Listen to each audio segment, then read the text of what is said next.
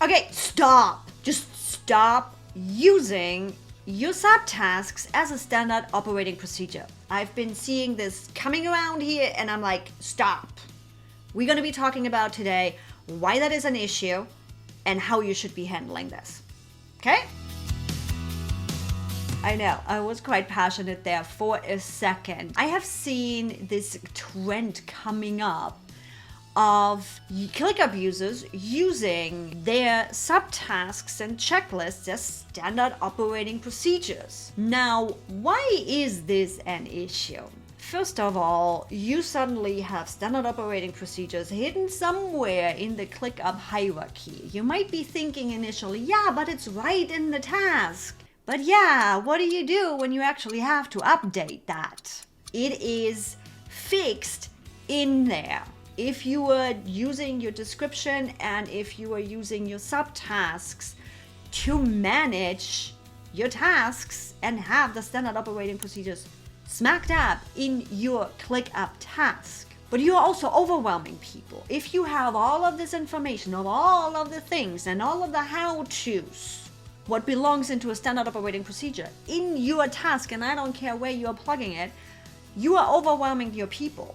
And our goal is to make doing their job really simple, no matter if that is somebody new that needs all of this information in ClickUp when they are running those processes, or if it's an oldie but goodie team member that has been working with you for a while that knows and just literally needs that checklist and that to-do list to know, oh, I need to do this, this, and that, and can easily check off to save their brain power. So running tasks and running a project management process in ClickUp feeds multiple people and multiple purposes and multiple use cases.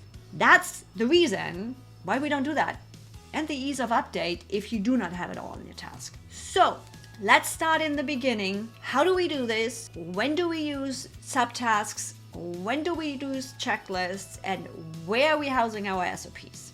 Number one, where do we house standard operating procedures in ClickUp? In your company hub. You might have heard me talk about it. I have videos on this. We are not diving into this today.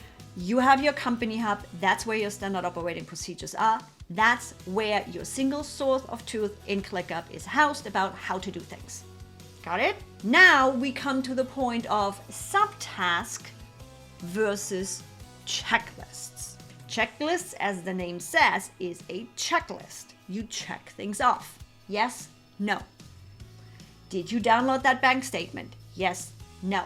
Did you send that email? Yes, no. If it's a yes, no question, that's a checklist. Subtasks, however, allow you to add more information. When you look right in here, in our ClickUp 3.0 subtask list, you can handle subtasks in 3.0 like you handle main tasks in your list view. You can easily add additional columns, information, all the things. The main piece right here is that subtasks are more of a process. They might be going through different statuses. They might also need dependencies, meaning when you are in here, this task is blocking that task. This needs to be done before that one is done. And that kind of thing, as well as having priority, having specific due dates, having assignees, and again, a whole bunch of custom fields and whatever you would like to add. So there is way more features and capabilities in a subtask. How can you build clear communication and combine this idea of subtasks and standard operating procedures, helping established team members be efficient and giving new team members all of the information they need? Simple. When you are building out your subtasks, think of it as the headline of what needs to happen. Record the video, edit the video, graphics. By the way, in the graphics, as you can see, there's a checklist underneath for the square image, the story image, and the thumbnail. Because I don't care if that's being processed or not, the graphics are in process, and then he just checks off square image is done, the story image is done, and the thumbnail is done. That's how easy it really is to decide between ClickUp checklists and ClickUp subtasks. Then repurposing this into a blog post, which by the way, for us has nested subtasks because some of this can take a little bit longer, where we need the timestamps, transcription cleanup, rewrite that, where we need the timestamps, the transcription cleanup, then write that repurposed blog post, promo, as well as draft the blog post, upload the video to YouTube, the YouTube optimization, and actually scheduling that promo post. All of these can happen in different statuses and at different times and in different time frames. So ClickUp Subtasks is perfectly built for this. But as you can see, it doesn't tell you how to do this thing. Not needed. When we have a new team member that is coming in to take over this process, they can find this information through the company hub SOP list, because the YouTube workflow is in there, and everything is going to be right in here in those SOPs. As you can see, it goes through 7 stages. We have general information of who is the manager of this process, and by the way, Kitty is the manager of this process. I am still in here as the expert because we have worked on completely handing off all of this process. I'm only recording video at this point. Right now, I'm still the process expert, but Kitty will be really soon also the process expert of, hey, I have a question here. I'm stuck somewhere. I can't find it in the SOP. How is this done? And we also should update this because she just updated this process last week.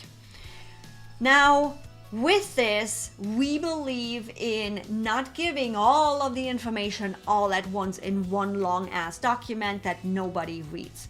We believe in separating our SOPs into different stages, as you can see, where then the video prep really has all of these informations that you need and how all of this is done. Now, if you are interested on how we framework our SOPs within ClickUp, I do have a video about that. So simply just look for my SOP video on the channel. Now to sum things up. Checklists, yes, no. Subtasks, it is actually a process to get the main task done. You have all the custom fields, you have dependencies and all the things. Name your subtasks in a way of it being the title of the work that is being done in that process. Make sure you are following the communication guidelines we talked about in the last video, and make sure you have your company hub. Wanting to work efficiently with your team takes a lot of little tiny bits and pieces to really make sure you are following all of those best practices. So when it comes to team communication, when you are running those processes, I got a video for you right here, and we also got the full-on playlist on how to efficiently work with your team. Make sure to subscribe as we are bringing you more and more video about best practices in ClickUp and how to be really efficient with your team.